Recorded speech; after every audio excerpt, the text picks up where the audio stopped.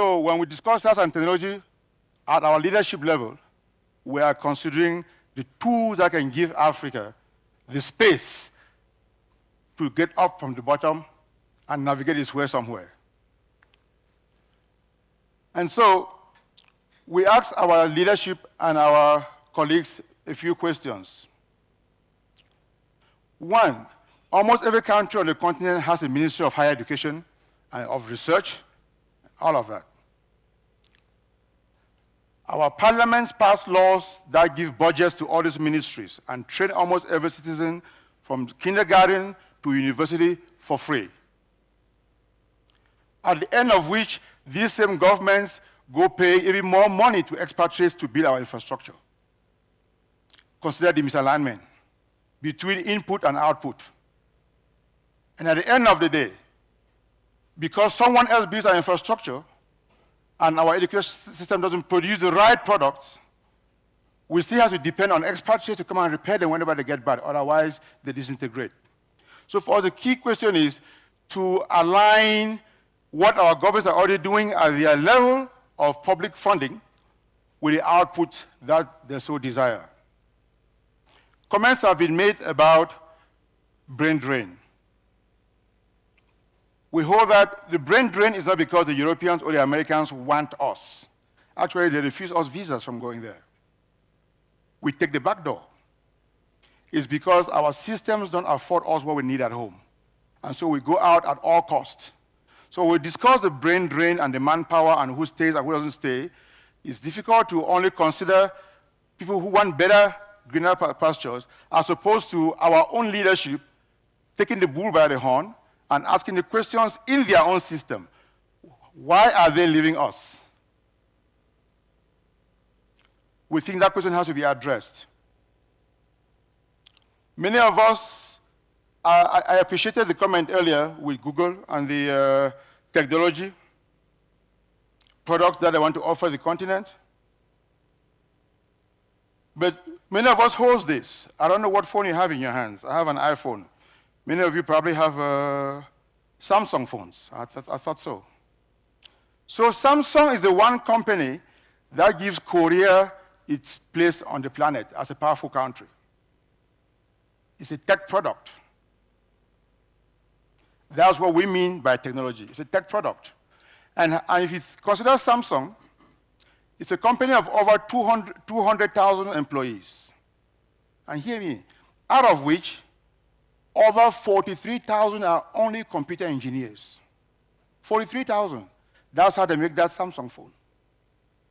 So what does Africa aspire to as a future of STEM? What kind of manpower does it aspire to? Use what others have produced for services or be in position to produce their own technology, their own science. And at the bottom of it, everything we see it as mathematics, physics, chemistry, biology, basic science. Africa wants to do space. Many countries are on space programs. We want to prospect our resources. Space for us is technology, astrophysics, mathematics. To prospect your resources is heavy equipment, it's technology. To build your infrastructure is technology. So technology for us is not limited to fintech, to user products, but to the hardcore things that would enable us produce the best science on the planet. And we are lucky on this panel that we have someone, one of the proud sons of the continent, who having found his way to be one of the best physicists on the planet. As a physicist, of course, he will know who was Einstein. So he dared to look at the continent, these kids on the streets, in our universities, in the marketplaces, and consider, could one of these kids be the next Einstein in the next 100 years or so? Could any of these kids that we're talking about, entrepreneurship has its place, but could these kids that we sometimes despise on the streets, they fail exams, they do this, we complain, could one of them be the next Einstein? And what does it take? What does Africa aspire to? What kind of STEM do we aspire to? To be at the frontier or to be users? So just considering that, what can he do to create conditions for the next Einstein, maybe a female even, to come out of Africa, he established the AIMS network that is doing marvelous work on the continent. So let me call on him to tell us, first of all, the thought process. How did he imagine Africa to come up with the Next Einstein initiative? And how has the work been going so far? Because there's plenty of talk over the years. Our ministers are here. They will tell you how many meetings they've had for the last 20, 30 years. We are still in the same spot. Maybe he's done something that he can help tell us what are the challenges and where has he succeeded. Neil. Thank you very much. It's a great thrill to be here, and I want to thank Clever Gatete in particular for putting this together, and thank you for your wonderful question. So I should begin but preface my remarks by saying that I'm probably the most useless person in this room. I work on cosmology, understanding the Big Bang, the Higgs boson you may have heard of. I hold the Higgs chair of theoretical physics in Edinburgh and understand how fundamental particles work. So what I do is very big picture and not very practical at all. But when you think about the universe, you can't avoid thinking about the big picture. And the big picture is, what are we here for? Where is humankind going? What is our objective? We live in a miraculous universe, which we can now see for the first time in fine detail. And we can figure out what happened at the Big Bang, what's going on in black holes. There are amazing natural resources which we have inherited. And this helps put in perspective all of our immediate problems and stupidities which dominate our lives in every day and in politics. So 20 years ago, I should say my parents both went to prison in South Africa for opposing apartheid. And so that was my own personal history, and my parents challenged me as a cosmologist to do something useful for once in my life. And so the only thing I could think of doing was to help train young scientists in maths, computing, and basic science. So we started AIMS 20 years ago in South Africa, the new South Africa, which was a great new dawn for Africa, because it's a rich country with a strong economy and so on. And we invited students from all over Africa to come to Cape Town in a converted hotel, and we invited the best lecturers in the world to come and live with them and teach them. And those students exceeded our every expectation. Their levels of motivation, they're willing to work 24/7. You see, kids, like you mentioned, the street kids across Africa, when they get exposed to the idea that there's mysterious dark energy in the universe, or there are black holes, they are just as intrigued as every other child anywhere else in the world. They want to understand. And fundamentally, they want to know why we are here.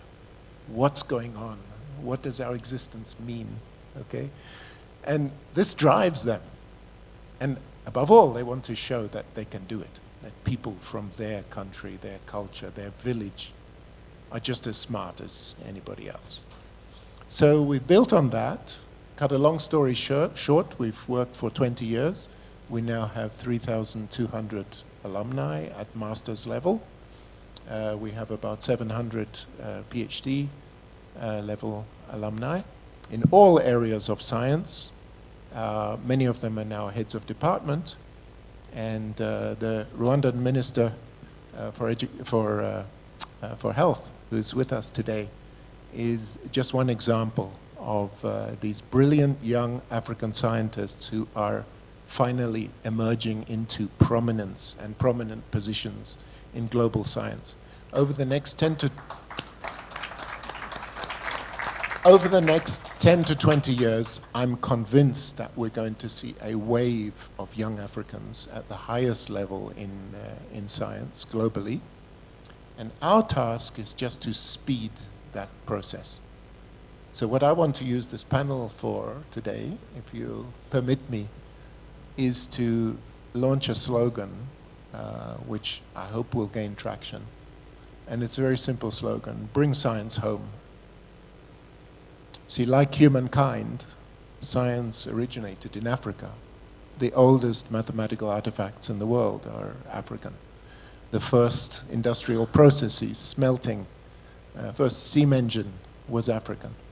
And then, just as our chair explained, Africa became marginalized for many historical reasons. But now's the time to bring that back. And just as Africa needs science, obviously, in order to solve all of its problems, science needs Africa now. Why? For two reasons. One is the demographics.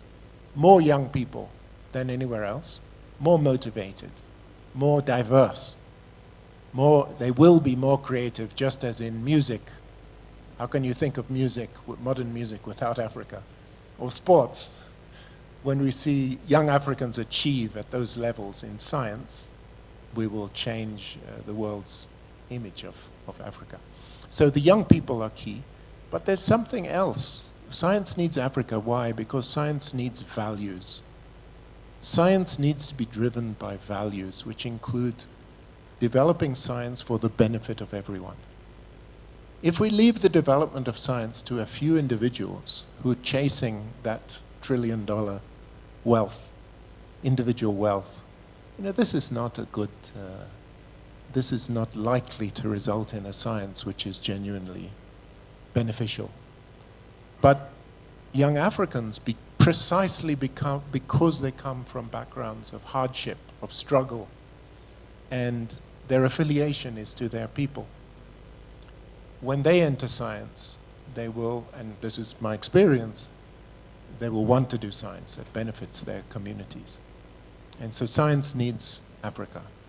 And so I think if we are successful and launch a campaign, bring science home, we can leverage the global scientific community, who are very excited to be involved. You saw the person from Google. They want to be involved in Africa. There's a huge resource to exploit. Bring them here to teach, to collaborate, to share and strengthen our values. And then secondly, the young African scientists who need those skills and opportunities can go overseas 3 months a year, overseas while they do their PhD, 9 months a year here, leverage that global resource to build a very strong science base here. I'm sorry I talked for too long. Sure. Thank you. Yeah.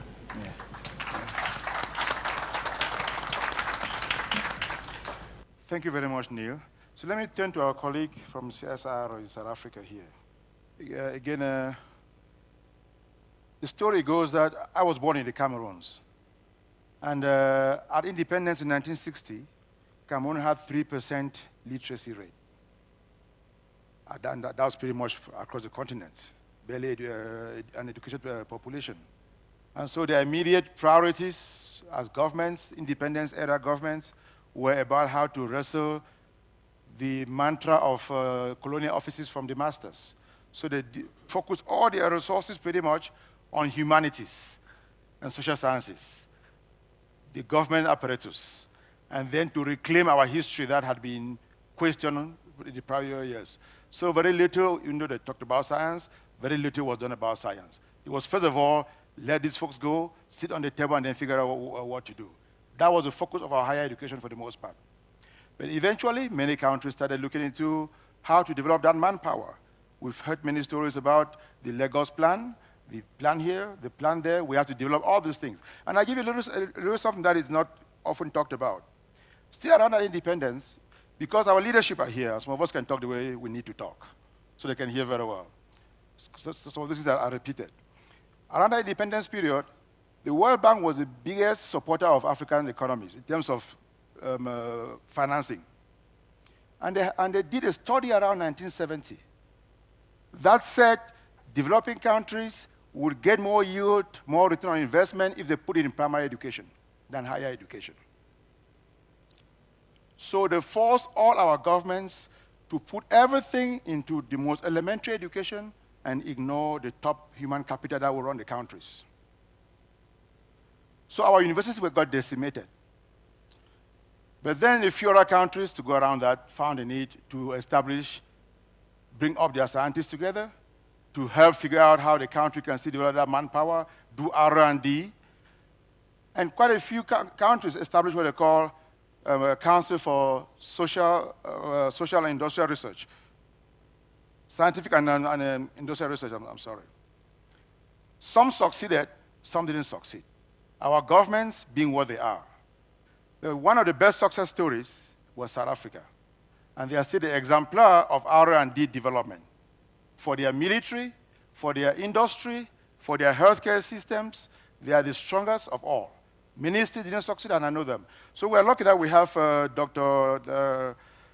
Dlamini here, who runs CSIR out of South Africa, to help share with us what factors enable CSIR to still stand strong today and be what it is in South Africa. And what role does it play in South Africa's overall scientific development? Thank you very much, Program Director. I want to also start off by expressing our gratitude to UNECA for inviting the CSR to be part of this very, very important discourse. Maybe just to say a few words about the CSIR. We are the Council for Scientific and Industrial Research in South Africa, a research and technology development organization. We've been in existence now, we'll be turning 80 next year. We were created just around 1945 with a very clear mandate to perform directed research and technological innovation that fosters scientific and industrial development. And ultimately, in everything that we do, we need to demonstrate that we are able to contribute towards improving the quality of lives of the people of South Africa. So that is at the heart of what we are expected to do as a CSIR. And I must say that over the years, there are many, many examples that we can point to in terms of how, as an organization, we have lived up to this mandate. Of course, you can imagine that at the time of our creation, the political situation in South Africa was quite different to what it is now. And the role of the CSIR, of course, has changed over the years, from the time of our creation to now. Where now we've got a much more stronger focus in terms of addressing some of the developmental challenges that we are facing as a country, but also to ensure that we can use our capability to contribute towards development in Africa broadly. We do projects across the continent. We work, for instance, with the National Road Agency here in Ethiopia in terms of road-related research, development, and innovation. So we have, over the years, grown our footprint and our impact across the continent and beyond. We undertake projects in Europe, in the US, in Asia, on a competitive contract basis, primarily because of the capabilities and the depth of capabilities that we've been able to build. We receive about 20% of our income as a grant from the state. And the remainder of our income we generate through contract research and development, as I said, that we undertake for various partners, public as well as private. We employ about 1,600 scientists, engineers, and technologists. Our total staff complement is about 2,500. And our work covers at least about 12 sectors of the South African economy.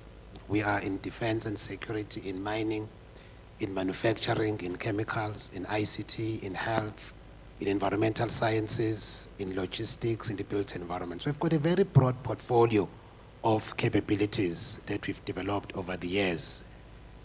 Now, as I said earlier, our primary driver really is to perform work, scientific, engineering, technology development that is directed towards creating an impact. That's what we drive for. Now, the question that you asked, Dr. Nkem earlier, in terms of what has made this possible for South Africa. There are a few things. First of all, you need to make commitment in terms of the willingness to invest in developing capabilities. I think, as I said earlier, we've got capabilities built over a period of 8 years. And the government has been with us throughout that period. Initially, we were fully funded by the state, but now we generate most of our work through contract research. But we're able to do that because of the investments made in the past in terms of building capabilities, both with regards to people, but also research infrastructure. We cannot do anything without the right skills and the infrastructure that we require to be able to do the research that we need to do. Both an infrastructure for fundamental research, but also for the translation of the research outcomes so that we can create impact. I mean, we run piloting facilities and scale-up facilities across the various sectors that I mentioned earlier. So you need to have investment and take a long-term view in terms of what needs to happen. Secondly, you need to have a policy environment that supports technological development and innovation. I think with the transition in South Africa, we created what's called now a national system of innovation. And we developed a policy framework for innovation for the country. And this is what guides then government decisions around investing in research, development, and innovation in the country. Of course, there are gaps also with regards to this. I think one of the things that we've identified that we're working on very strongly recently is around ensuring that we have the right kinds of instruments to support the translation and the commercialization of IP coming out of the work that we are doing, not just as a CSIR, but as a broader system. So there is a need for that to happen. I think thirdly, what we're also beginning to realize, and this is what is contained in the latest white paper on science, technology, and innovation in the country, we need to have much more closer alignment in terms of the industrial policy, the innovation policy, and the human capital development strategy of the country. Because it's no use training people and they're coming out with skills that are not required by industry. Then we run into this problem that we have today of high levels of unemployment of graduates because of this misalignment. So there's a very strong need to ensure that there is a very close alignment between those three elements. And then thirdly, we need to have more collaboration in country, but also across the continent. I was speaking earlier to Dr. Nkem that one of the initiatives that we are trying to drive within the CSIR is to create a collaborative network of all research and technology organizations on the continent so that we can leverage each other's capabilities and, of course, realize the impact that we wish to see. Perhaps I'll stop here for now, Chair. Thank you. All right. Thank you, Filani. Thank you, Filani. All right. Obviously, we're commenting, all of us, that with this population boom especially, the demand is just surpassing supply by many folds. Some studies say if you double the number of universities or schools in 10 years, exponential growth, double every year for 10 years, you still wouldn't have enough to accommodate them. So tech is a tool that is being put on the table. But what tech? For what purposes? So there's tech. I hear many tech that ends up in my mind be like tech for entrepreneurship. You can use tech to innovate and get market share and be an entrepreneur. That has its place in our higher education. But how about tech for science education? They're two different things. How about tech for tech? Two different things. So there are platforms that give us a wherewithal to do many things, make life easy, so provide solutions to our varied problems. But when it comes to STEM, science, it's lab work, research work, mathematics, board work, formulas, and all the things that provide the foundations for these other applications in various fields. What tech then for that platform? What kind of tools do we think of in that light? So let me turn now to one of our partners here, Ms. Jo Boone, who is the Chief Tech Officer with Global Partnership for Education, to give us her perspective on tech for STEM education. Thank you very much, Chair, and thank you also to Mr. Gitetti and his UNECA colleagues for being for inviting me. I have a feeling I'm here under completely false premises. So I'm going to start with that. I'm the Chief Technical Officer, which is not the Chief Technology Officer.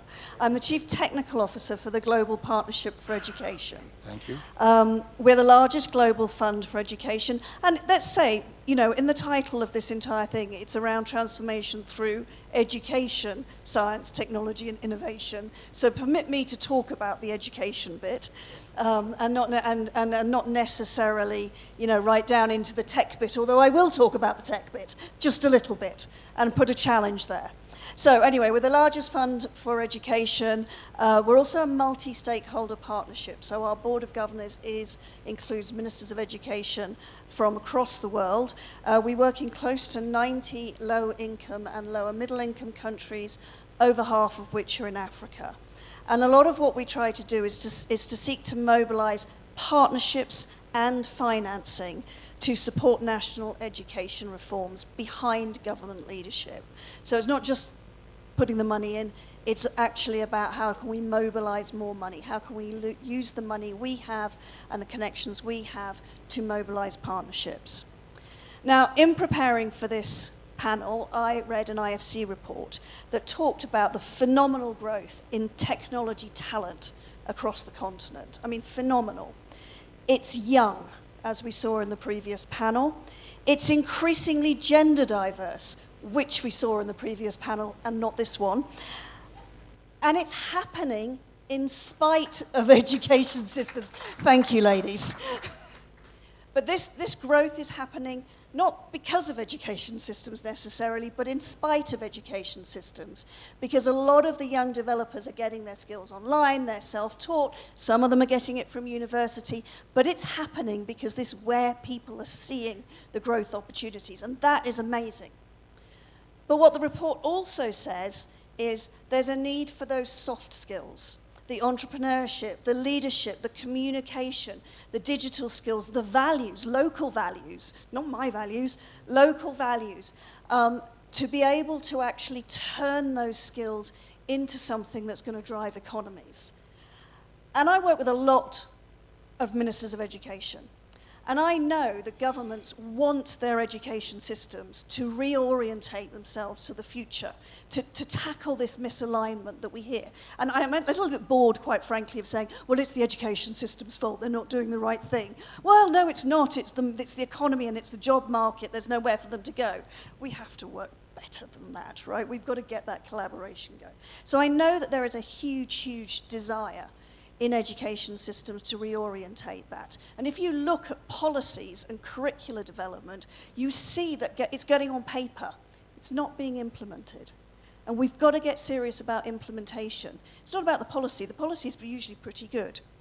You know, by the end of this century, the continent will comprise of 42% of the global working age population. Okay? What do we want? We, not just Africa, but actually the world, because this is a global issue. What do we want that working age population to look like? So now I'm going to get real. Okay? Challenges. I heard earlier this is Africa's moment. Couldn't agree more. How do we unlock that potential? Not just the little bit of that potential, but all of that potential. Okay, so the real business, across Africa, 107 million adolescents and children out of school. 1 in 5 children reach minimum reading proficiency by the end of primary. 1 in 5. So that's 4 children who can't read at a basic level. So that's a bunch of lost potential. And actually, there was a good challenge from the earlier panel. It's not just about reading, of course. It's about many, many other foundational learning skills, reading, writing, numeracy, digital skills, learning to live together, social emotional skills. But actually, that's the only one that's measured. And it's even not measured very well. So that's why it often gets put out there. We have teachers' gaps, financing gaps. I won't talk about this. The cost of incomplete education due to child marriage across 12 countries that make up half of Africa's population is estimated at 63 billion in lost capital. okay? So these are all the losses that we're having before we even get to this bright future that we're talking about. Globally, it's estimated at $11 trillion in lost lifetime earnings as a result of violence against boys and girls in and around schools. So this is me getting a little bit real about some of the challenges that we actually have to deal with right now in order to be able to unleash this potential that we all so very much believe in. So, huge potential, tremendous challenges. So the question is really, technology, and we've a lot of questions about how does education help unleash the technology piece, but actually I want to turn that round and say, how is technology going to help actually address some of these issues? And this is what ministers of education are asking rightly as well. Part of the answer is, I hope, invest wisely, because actually there is an awful lot of poor investment in the edtech space. Yeah? So we need evidence-based solutions. They should be tailored to the specific challenges and contexts, designed to go to scale, so they need to be cost-effective within education ecosystems and as supplements to education ecosystems. I mean, GPE, we've calculated, we've probably put about $111 billion to support using technology, learning, but also system strengthening, because it's not just about the learning platforms. So, in Zambia, we're supporting teachers to have access to data on tablets so that they can monitor student performance. Yeah? Basic things like this are not happening. In Malawi, solar-powered tablets preloaded with relevant context. During the COVID response, we very rapidly rolled out grants to countries to help them do remote learning. And actually, the big lesson from that was that learning needed to be very low-tech in order for it to have some sort of penetration. So sure, we weren't ready for all the high-tech solutions, although we did invest in platforms. But radios, TV, print materials were also needed to reach people. And in data, I mean, I cannot tell you how often we talk about the dearth of education. Good, easily visual education data. If you really want to drive improvement in anything, everybody in the private sector knows this, you need good data. And it's not reach data. It's not how many people are reached with a program. It's how much they're actually learning and how you're then adjusting what you're doing in order to get that learning. So a whole bunch of different pieces that we can do there. And I will sort of finish in just a second, Chair. So some of the problems we see, and this gets into the policy environment a bit, is, what we are doing as the Global Partnership for Education, what many of the governments are doing in education in this space with this technology, quite frankly, it's a tiny, tiny drop in the ocean. I was really excited by what you were talking about, sir, around local languages, that piece there, because this seems to be, if I can learn French on an app, why cannot every child in Africa be supported to learn to read and write and the rest in a local language using technology, and it be low cost? Why can we not assess learning levels with technology really easily and have that built in? What about the assistive technology that supports children with disabilities? So we're serious about inclusion. These are all, the technology exists for all of these things. And they could revolutionize the piece of future. If we can just lock down, and many, many countries we work with are now really saying we really need to lock down foundational learning, not just literacy, but foundational learning, as the number one thing we need to do right now in order to really capitalize on the future. So the tech exists, but we're not necessarily using it. And there is a disconnect, and it's one of the things we've talked to private sector, we've talked to the big private sector, we've talked to governments. Education budgets are squeezed, we know that, but we also hear that there's a real disconnect between education sort of plans and technology policies. There's quite a weak policy environment for that conversation. We don't really know how to have that dialogue. And things like data management and data protection are very important, obviously, when you're working with young children. There is sometimes a lack of capacity of governments to be able to have that conversation and actually procure the goods and services they might need in order to be able to bridge that gap. So one of the things that we've just started with, and this is my last point, it's a very, very small initiative. It's what we call a technical assistance initiative in Ghana. It's a pilot. It will be with UNICEF, the EdTech Hub, and other local tech partners to see how we can actually build the capacity to bridge the divide and have the conversation to enable getting the right tech to support education and those goals that countries have. So thank you very much.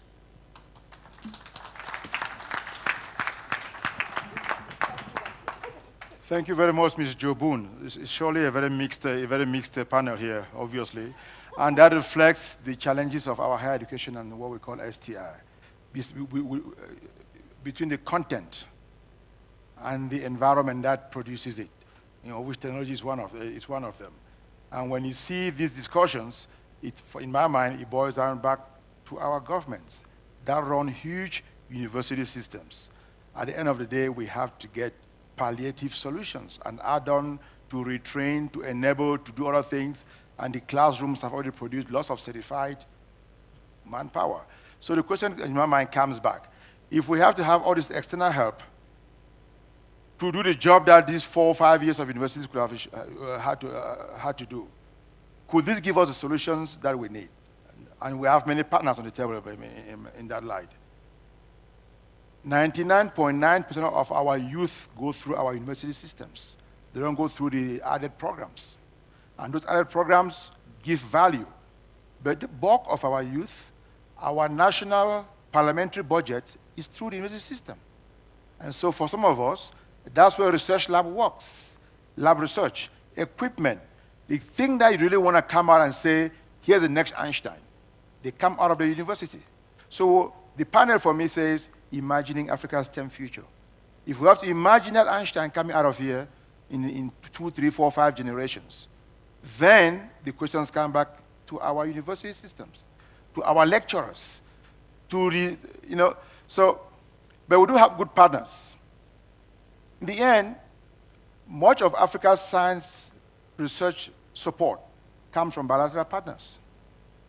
US, China, US, India, Africa, China, I was in the US. Africa, China, Africa, US, Africa, all the big partners, big funding. You hear big numbers, 60 billion here on the table, 50 there on the table. Much of that supports our science. And you have all the non-profits that want to do good and support us. And they bring solutions that are useful. So when some of us say these things, it's not a critique at partners. You fix your house before partners come in and help you on what you're doing. And so if our university systems are not producing the Einsteins, who would produce the knowledge? I just mentioned earlier that Samsung, count with me, 43,000 computer scientists alone. I don't know how many the whole continent produces per year. And how do we aspire to produce something like this one day with that kind of numbers? So this discussion, should we be asking ourselves, to do AI, to do all this big tech we're talking about, we should be counting instead how many computer scientists come out of our universities, because they are the creators of these things. Otherwise, you're a user. And if the next buzzword comes up, you go with it. The next buzzword comes out, tomorrow China discovers one thing, it becomes the keyword in all policies, you follow. Tomorrow, an American produces one thing, it becomes the big market boss, you follow. Our manpower through our university system. Who should be the producers? These youth boards, for some of us, should be the creative hub of the globe. Science-led development. We can say tech-led development, but for us, again, science means, how do you do astrophysics? How do you do space? How do you explore your own resources? So STEM at the policy level has some issues like this.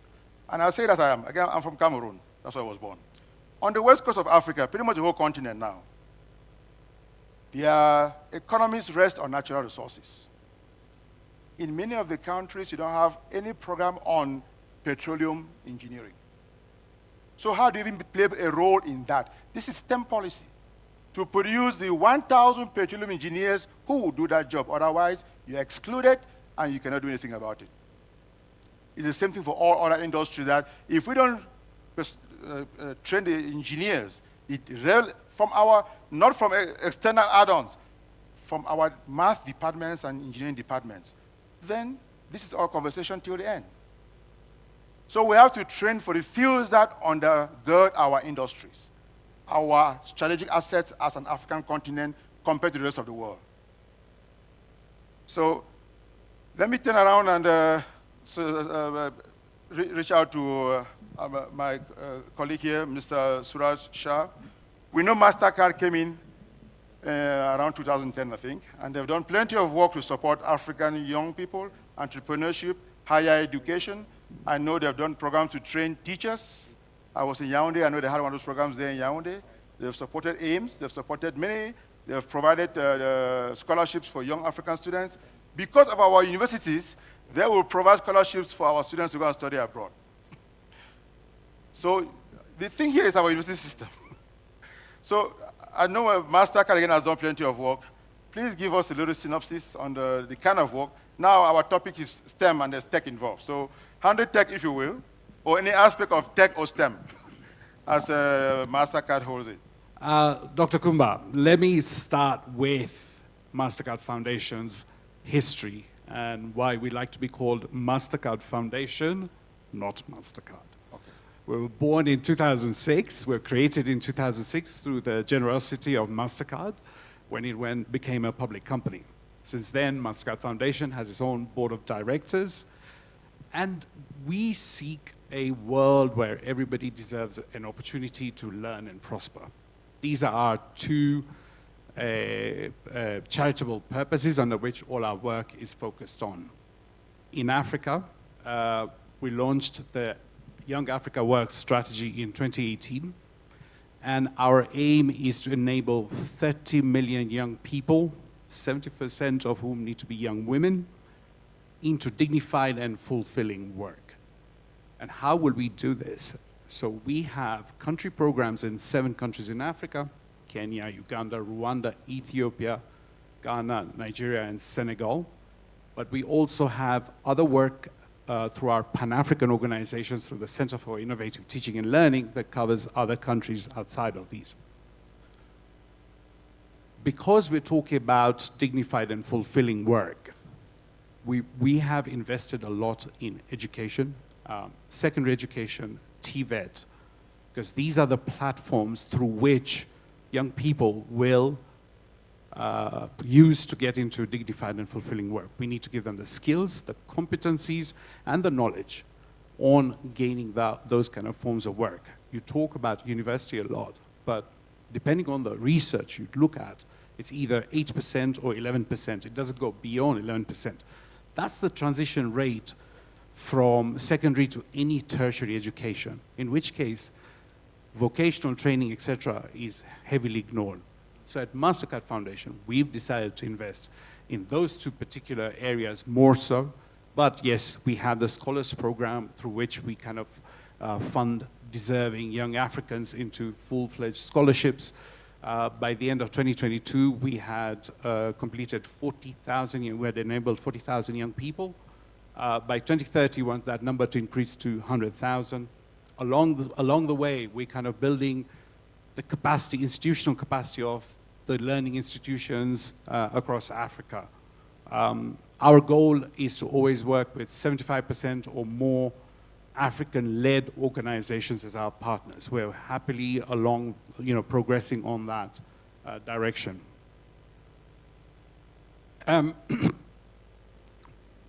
Very crucial is the current way of learning. I think it was the executive secretary who said, youth lack digital skills.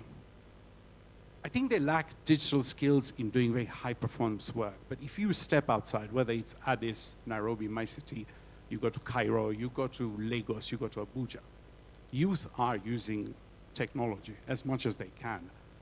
Either it started as a fad, but that's the format that they're learning in. So how do we improve that ability, that opportunity to work in a more sort of targeted way of bringing education content? So supporting Young Africa Works is the Center for Innovative Teaching and Learning that is trying to improve the quality and relevance of education to sort of, pass on the skills and competencies needed for young people to access dignified and fulfilling work. At the Center for Innovative Teaching and Learning, our main focus is how do we create enabling edtech ecosystems within countries. Now, what I'm about to say is, I think Jo's kind of stolen my points. I'm sure I wasn't showing you my notes, but exactly what she had said. Those are the things that we look at. To create an enabling edtech ecosystem, it's no longer a government do it alone. It's the government, the policymakers, it's the regulators, it's the edtech communities, local edtech communities. It's the other partners like development partners. But what we forget a lot of times is the actual users of technology. Let's involve the teachers. Let's involve the parents who are often forgotten. Let's involve youth. At MasterCard Foundation, we have a mandate that all policy dialogues must be youth voice-led, because these are policies that affect the youth. So youth representation in edtech ecosystems is very important, especially appropriate. Gender representation, youth with learning disabilities, youth from displaced communities and refugee centers, and like getting the bar up on equity and access. Now, I keep emphasizing local edtech ecosystems, and I think it was Dr. Avni who talked about AI for Africa by Africa. And this is what we feel, edtech for Africa by Africa. Why local? And I think Peter Otoki talked about that there isn't a shortage of innovations that come through Africa. And in my 4 years in nurturing edtech ecosystems in at least 3 countries so far, adding 5 more this year, we've seen some amazing breakthrough. The local edtech entrepreneurs understand the context, understand the gaps of access to education, gaps in access to technology. They understand, and I think somebody talked about language, very, very important, Will, on creating learning using the languages that people learn with, and then kind of moving on to the more official languages. This is why we're seeing some amazing breakthrough in even access. We've nurtured companies that allow you to do, especially during COVID, carry on learning using a feature phone with as little payment as 3 US cents a day for unlimited questions, multiple question choices being downloaded, and kind of, asking teachers a question. So technology is no longer that behemoth where you need a laptop and a fast internet connection. It's this what we're trying to nurture into to get more into it.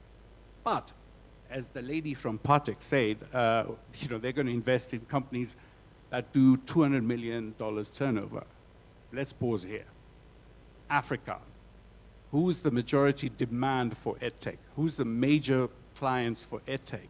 It's not the small sector of private schools, because they actually don't even use local edtech a lot. It's the locally developed, will be used by governments and public universities, etc.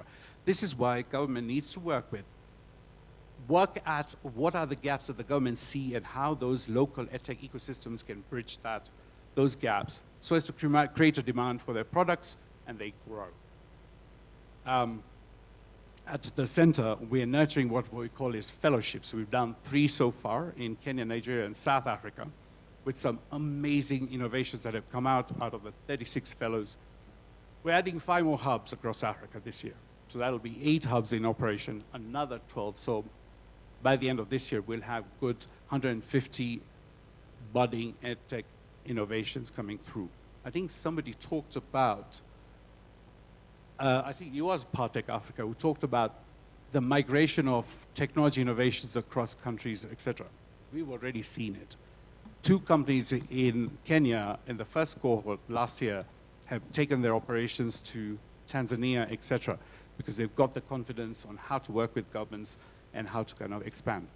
We've seen companies that have reached like 51% of the secondary schools in Kenya, 97% of whom are, public schools. So there's hope to grow this EdTech ecosystem and a policy and regulatory environment that allows the EdTech ecosystems to thrive.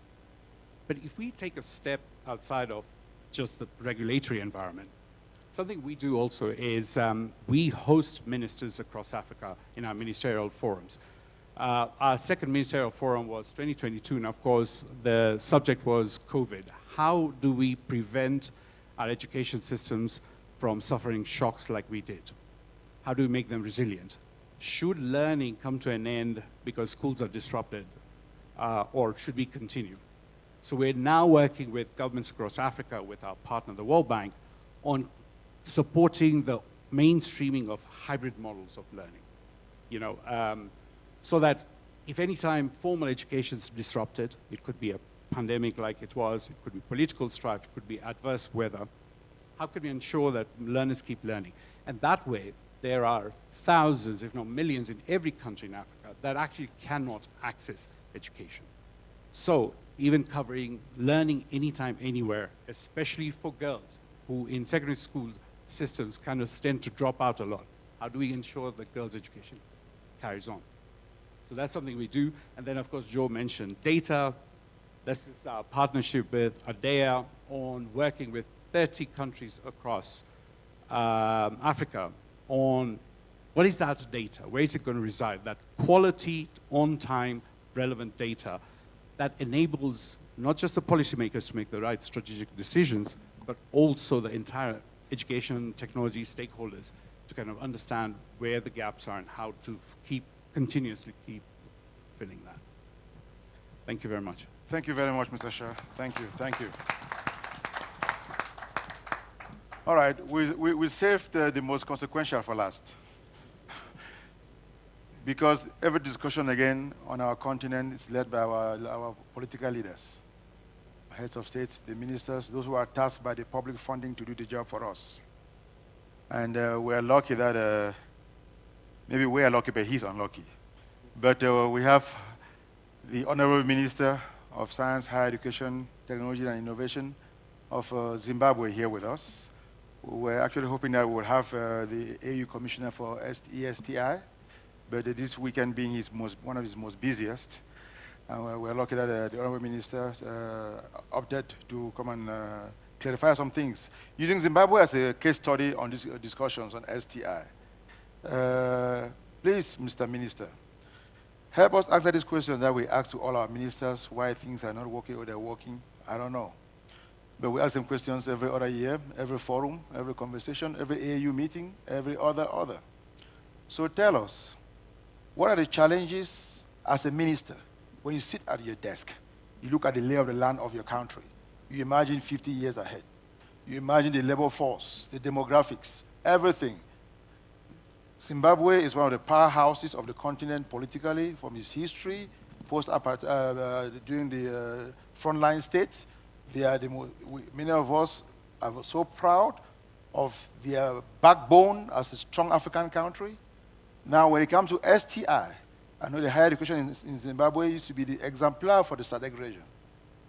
Just tell us now when you see Zimbabwe, and you imagine the legacy that you leave for the country. Where does STEM fit in there, and how do you imagine Zimbabwe in STEM? Thank you very much. I'm very privileged to be in this panel. I will just run through, I will talk as an African, as a scientist, as a teacher, and as a minister.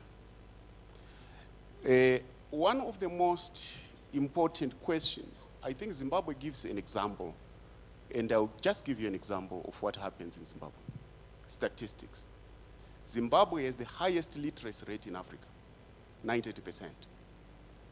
98 out of every 100 people can read and write. But the question is, why are we not industrialized? This question could apply to many African countries. We have a very high literacy rate. We inherited an illiteracy rate after colonialization of about 10%. We upped it within 20 years to 92%, and now at 98%. But why are we not the most industrialized country in Africa? Has been the question. So, if we have to make science, technology, and innovation work for Africa, we must always ask its foundation, the foundations of your education. Why are you learning for who? And after learning, what do you want to do? What do your people want? So, I want you to get these keywords. Focus. 1. Silence. 2. 3. Home. Home. Heritage. What do you have? Are you, if you are learning, and there is the issue of framework versus detail. People can calculate mathematics, can do differentiation, can do integration, can do all sorts of things. But you are integrating for what? You are differentiating for what?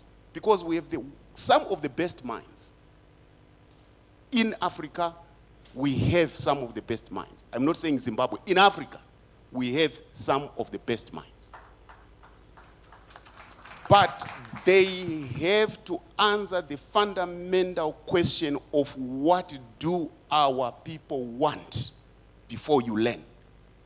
Our vision 2063 of becoming a dignified Africa, which is industrialized, which is modernized, which has got respect for humanity.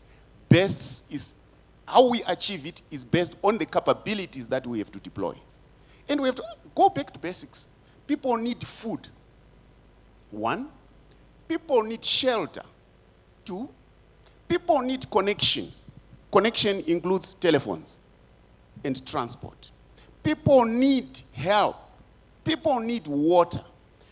All our mathematics, our science, our technology, our innovation has to answer these questions for it to be useful. But if we are studying it because the book is nice so that I get A. In Zimbabwe, we get AAAs. Oh? AAAs. 15 A's at O level. 15 points, 20 points at A level. But then, why are we hungry? Why are we not having the machines? Why are we not having all these things? So we really looked at our education system in Zimbabwe and said, yes, we are very literate and we are very proud. The United Nations says we are the highest literate country in Africa. But why are we poor? So we looked at the foundations of the philosophy of education. And we discovered that university education was mainly focusing, and moderator, you said it, doctor, very nicely, that we focused on other things during our struggles and after our struggles. Now, we were focusing on teaching, a bit of research, and a bit of community engagement, which means talking to people about what I don't know. Right? So now, when we are talking about teaching, we are talking about a book which was written by Professor Brahma somewhere in some country, elsewhere. And having a professor who says there are no textbooks at his university, and yet he must be a professor who must be writing those books. Now, so we characterize our education in teaching, research, and community service. And you know, most of us are professors because of that. We called it Education 3.0 in our talking. And we said Education 3.0, its problem is, it is producing people who talk, but who don't do. And who are fit for a colonial administration, but who can't be fit for an independent Africa. Because an independent Africa needs goods, it needs services. It needs industry in goods and services. So no matter how many A's you can get in STEM, as long as its philosophical foundations are wrong, the context in which you are teaching it are wrong, it will not happen. Now, we then said, okay, let's look at what we need for our science, technology, and innovation to work. We said, let's change our focus from Education 3.0 and add 2 more things, which we call innovation and industrialization. Every university, every teaching institution has to look at this spectrum: teaching, research, innovation, industrialization, community relevance. 5. Then we can use our education as a tool to fight poverty, like what Nyerere said, not to escape poverty. Because normally we were using, oh, I've got 10 A's and heaps of papers like this. For what? We are hungry. So now we changed this education to Education 5.0. But we said it has to be relevant to its people. That's why I'm returning you to the concept of home. Then we said heritage-based education 5.0. What is heritage? It's our minerals, it's our people, it's our water, it's our trees, it's our animals. When you are doing biotechnology, please, and you are doing, let's say, foliar chemistry, why do you use a maple tree when you have got a sasa tree at your home? Because it's still the same tree, the different trees. But God gave different things to different places. So your heritage is your power. If we are going to do in the biopharmaceutical industry, let it be based on Zimbabwe's trees or on Africa's trees. Why do you want to go to trees which don't grow there? Why are we studying things that are not there? Why are we studying things that are imaginary? Why are you talking about a polar bear when we've got a Simba at home? So we then changed the whole philosophy and we call it heritage-based education 5.0. What did we do? For it to work, you need to fix the programs. What are you studying? How are you studying it? Number two, you have to fix the workforce. What are they teaching? How are they teaching? Number three, you have to fix the physical and digital infrastructure, the learning environment. Number four, you have to fix the legal infrastructure. What are the laws saying? Number five, you have to fix the financial infrastructure. How are you funding it? So in Zimbabwe, let me just give you an example of this philosophical shift which we did about 5 years ago. We started from 5 years ago during the Second Republic under the leadership of Dr. E.D. Mnangagwa. We have built innovation hubs across all universities. So no one finishes school without doing innovation as part of their studies. And without telling us, after learning, which industry will they produce. Because industries don't fall from the sky. Because Africa has been having this paradox of, we have low employment. How do you have low employment when we have no food and you're importing it? How do you have low employment when you are importing $1 billion of medicines? How do you have low employment? All these things are jobs that you are exporting. It basically means if we have capability development within these areas, surely a person who cannot say, I'm not employed, I'm a graduate in agriculture when the land is there. What did you learn? You learn how a plant does photosynthesis without touching a plant? How do you do agriculture without getting dirty? So all these things are basic questions, but very fundamental to the education of Africa. And we have done our innovation hubs, and we have done our industrial parks. Every university has an industrial park. And I want us to be able to go and experience it in the Republic of Zimbabwe, what has happened in the past 5 years. In MasterCard, I'm very happy that you are sponsoring RU Forum. And from 10 to 16 December 2022, we had 163 universities from across Africa to come and talk about heritage-based education 5.0 and how Zimbabwe is moving by attacking the wrong philosophy of education. Because it's not about calculating. Yes, I can calculate, but calculate what? Because integration is about how much water has passed through this place instead of just saying integration and you are looking at a curve, which is in a book. It must be translated to water. Water passed through here. And that's integration. That's its application. So I want basically to say, attack the philosophical foundations of your university or your education system, and you'll be able to liberate Africa. It's a liberationist philosophy. You can't make medicines out of things that you don't have.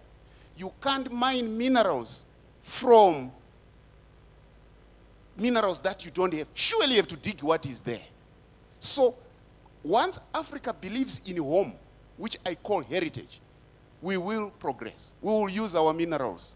We use mathematics on our minerals, use engineering on our minerals, using science on our minerals. We will be wealthy. Because you cannot. Africa is not poor. It might have been attacked philosophically. It's time to regain the correct philosophy of saying home is power. Your home is your base of power. If you want to weaken a fish, remove it from the water. your home is your water. If your education is first or focused on your home, you will be powerful. Medicines from your tree. Minerals from your minerals. Water from your rivers, and so forth. Don't import water. Make water.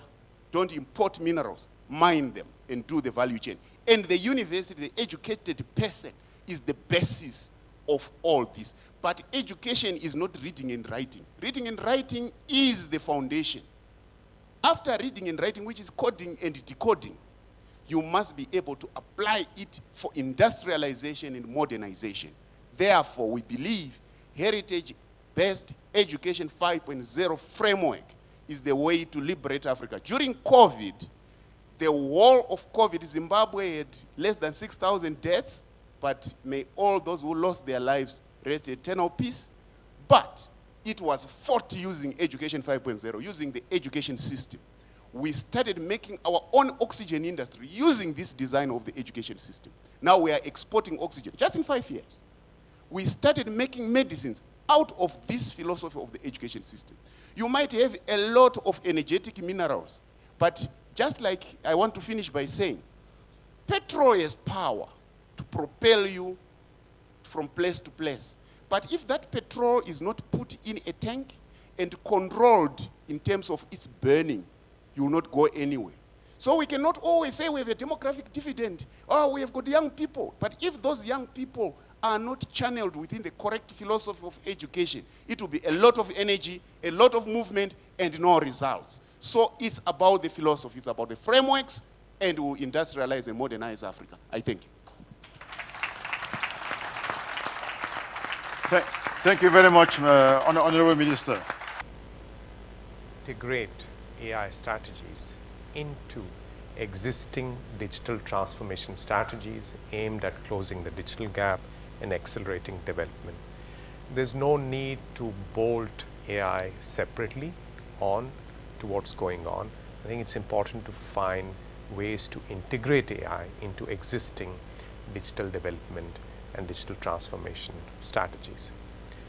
The second point I want to make is that we need to identify more sharply the opportunities and the benefits from AI. Because if we just follow the general hype, then transforming the potential into concrete value add and thus building the trust of policymakers, consumers, and investors is going to be difficult.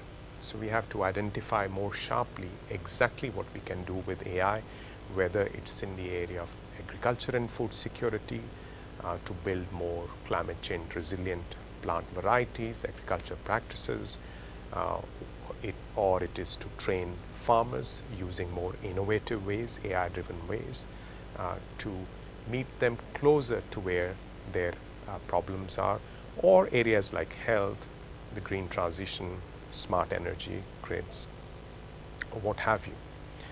Then the next point I want to make is that we need to foster digital ecosystems for AI. These digital ecosystems are built through layers of digital public infrastructure that allow more diverse talent, more players to engage in the digital economy, that allow data flows to build up and thus enable the use of AI on top of those data flows, whether it is the training side of AI or the inference side of AI. It's only by taking an ecosystems approach, it's only by nurturing these clusters of AI work that African countries can leapfrog into this advanced technological space. There will be no shortcuts, so this ecosystem approach is very important. The fourth point I want to make is about nurturing of talent. The African talent story is just emerging. In less than a decade, 1/3 of the global workforce will come from Africa. So this is a huge asset to be nurtured. There's tremendous energy on the continent. This is human energy, this is creative energy. There are very interesting and diverse contextual issues to which AI can be applied. So, if we can nurture the talent, it knows that context and it will bring its creativity to bear on solving problems in that context. One more word about talent. This talent is not only going to be about computer science, mathematics and artificial intelligence. To be really at the cutting edge of AI work, we would need cross-domain talent. Agriculture scientists who understand and implement AI, doctors who work with digital health and who can bring AI to bear on diagnostics, for example. The fifth point I want to make is that Africa needs to build partnerships across borders in the continent itself. And fortunately, this is work that aligns with what is already being done in Africa on free trade and building a single common market. If countries who are used to working with each other, whether it's in Eastern Africa, in Southern Africa through SADC or in ECOWAS, can come together, they can achieve greater economies of scale in terms of the data flows, in terms of the pooling of talent, and in bringing together scarce compute resource for the benefit of everyone. I want to take this opportunity to also highlight some of the work that we are doing at the UN to ensure that AI works for all humanity. The Secretary General has set up a high-level advisory body on artificial intelligence with several prominent members from Africa.